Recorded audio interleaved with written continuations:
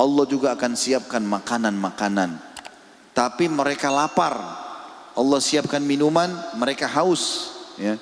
Mereka haus. Tapi perhatikan, apa yang Allah siapkan buat mereka.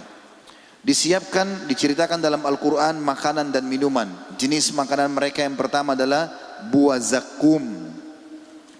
Buah zakum dikatakan terjemahannya adalah mayangnya seperti kepala syaitan. Tumbuh di bawah dasar neraka jahim. Setiap yang memakannya maka ususnya akan terburai.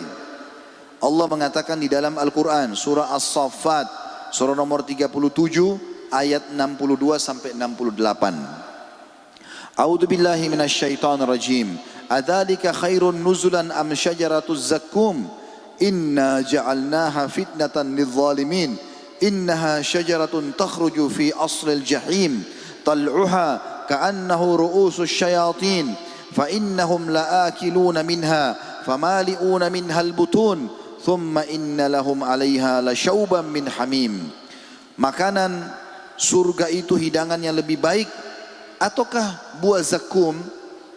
Allah sudah jelaskan tentang surga sebagaimana tadi saya kasih gambaran sedikit tentang buah-buahannya. Masih panjang bahasan tentang makanan dan minuman ahli surga. Tapi Allah mengatakan makanan surga yang sudah aku jelaskan, apakah itu lebih baik? Dan kalian tetap mau mengejar buah zakum? Sesungguhnya kami menjadikan pohon zakum itu sebagai siksaan bagi orang-orang zalim dalam neraka. Sesungguhnya dia adalah sebatang pohon yang keluar dari dasar neraka jahim. Mayangnya seperti kepala syaitan. Maka sungguhnya mereka benar-benar memakan sebagian dari buah itu. Maka mereka memenuhi atau buah itu akan memenuhi perutnya. Atau mereka akan memenuhi perutnya dengan buah zakum itu. Kemudian sesudah makan buah pohon zakum itu pasti mereka akan mendapatkan minuman yang bercampur dengan air yang sangat panas. Kemudian sungguhnya tempat kembali mereka benar-benar ke neraka Jahannam. Di dalam sebuah hadis yang sahih kata Nabi SAW, andai saja setetes buah zakum diteteskan di muka bumi ini, maka rusaklah semua kehidupan penduduk bumi. Bagaimana orang yang menjadikan atau dijadikan zakum sebagai makanannya. Dan ingat, penghuni surga tadi tidak lapar dan tidak kenyang. Tapi penduduk neraka lapar. Allah buatkan mereka lapar. Lalu mereka teringat di dunia, semasa di dunia, mereka kalau lapar mereka makan.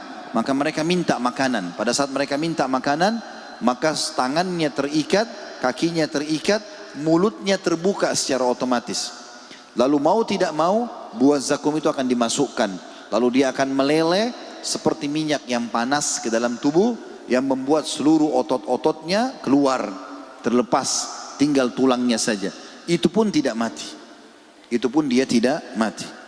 Yang kedua, pohon daria, yaitu pohon duri yang sangat keras, tidak dapat menggebukan dan tidak menghilangkan lapar, dan dia selalu menyumbat tenggorokan sehingga keluar dari leher-leher penghuni neraka, tidak keluar dan juga tidak masuk ke dalam perut. Kita tahu teman-teman kalau mungkin pernah ketelan tulang, sakitnya luar biasa. Maka ini akan masuk mau tidak mau, tulang-tulang itu besar dan keluar dari pinggir kiri kanan, bagian depan dan belakang tenggorokannya.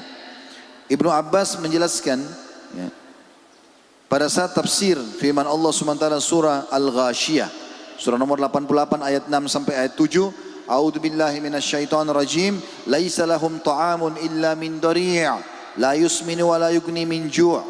Mereka tidak akan memperoleh makanan kecuali dari pohon dari' atau pohon yang berduri, yang tidak menggemukkan dan juga tidak menghilangkan lapar. Kata Ibnu Abbas, tidak bisa ditelan, tidak juga bisa dikeluarkan sampai masa waktu di mana Allah mau mencabutnya. Yang ketiga, gislin, yaitu nanah yang bercampur darah yang keluar dari tubuh penduduk neraka. Allah sebutkan dalam surah Al-Haqqah, surah nomor 69 ayat 35 sampai 37. A'udzu billahi minasyaitonir rajim. Falaysa lahul yawma hahuna hamim wala ta'amun illa min gislin la ya'kuluhu illal khati'un. Maka tidak ada seorang teman pun bagi mereka pada hari ini, maksudnya di hari kiamat. Tidak ada penolongnya. Tidak pula makanan sedikit pun bagi mereka kecuali dari darah dan nanah atau gislin. Tidak ada yang memakannya kecuali orang-orang yang berdosa. Kita tahu teman-teman kalau keluar nanah baunya tidak enak. Ya. Tentu juga kalau bau sudah tidak enak, umumnya adalah rasanya pun pahit dan tidak nyaman. Itu melihatnya saya sudah jijik. Bagaimana dengan orang yang dijadikan sebagai makanan dan minumannya? Yang keempat, al-hamim, yaitu air yang sangat panas mendidih yang akan disuguhkan dengan besi panas yang ujungnya dibengkokkan. Allah menyebutkan dalam surah An-Naba, surah nomor 78 ayat 24 sampai 26. A'udzu billahi minasyaitonir rajim. La yadzuquna fiha bardan wala syaraba illa hamiman wa gassaqa jazaa'an wifaqa. Mereka tidak akan merasakan kesejukan di dalam neraka dan tidak pula mendapat minuman selain air yang mendidih dan nanah yang mendidih sebagai pembalasan yang setimpal. Yang kelima, al-gassaq, air yang sangat dingin. Menurut Ibnu Umar radhiyallahu adalah nanah kental yang jika setetesnya ditumpahkan di barat bumi, niscaya penduduk timur akan mencium bau busuknya. Allah sebutkan tentang gassaq ini dalam surah Sad, surah nomor 38 ayat 57 sampai 58. A'udzu billahi minasyaitonir rajim. Hadza falyadhuquhu hamimun wa gassaq wa akharu min syaklihi azwaj. Inilah azab neraka, biar mereka merasakannya atas pelanggaran mereka.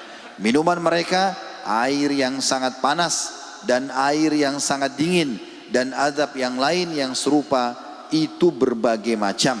Tadi kata Ibnu Abbas ini adalah nanah yang didinginkan yang baunya sangat busuk, kemudian dipaksakan masuk ke dalam tenggorokannya sehingga merobek seluruh tubuhnya.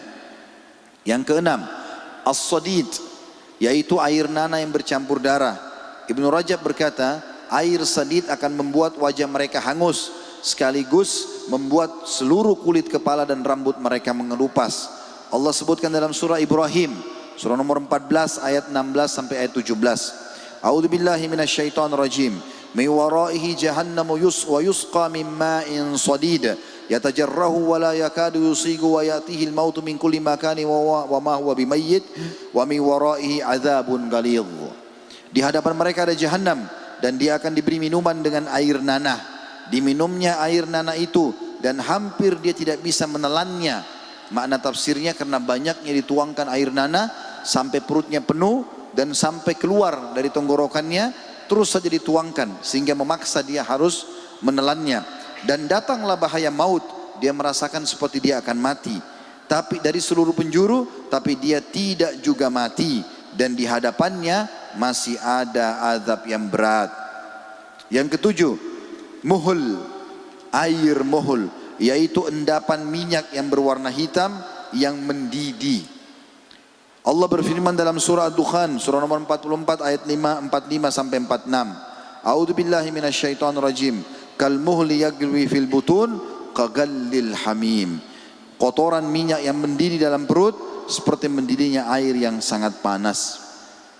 Juga dalam surah Al-Kahfi, surah nomor 18 ayat 29, Allah berfirman, A'udzu billahi minasyaitonir rajim.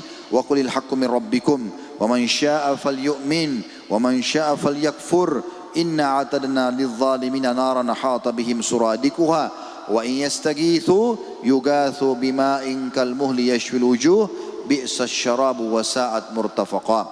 Katakanlah hai Muhammad, sampaikan kepada seluruh umat manusia, kebenaran itu datang dari Rabbmu, maka barang siapa yang ingin beriman silakan, hendaklah ia beriman. Siapa yang mau patuh mendengarkan lalu mengamalkan silakan. Yang mau kafir silakan. Ya, Allah tidak paksakan.